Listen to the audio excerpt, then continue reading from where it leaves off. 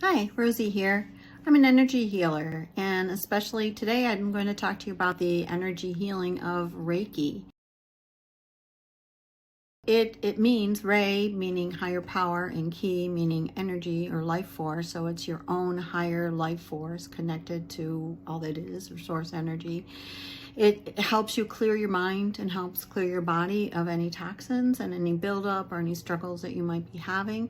If you are doing it, learning it for yourself, you can have this help you manage stress and manage emotions. And if you're doing it for clients, it'll help you with the same. It's not a religion, but it does help us spiritually connect emotionally and helps you with you or your client help balance themselves.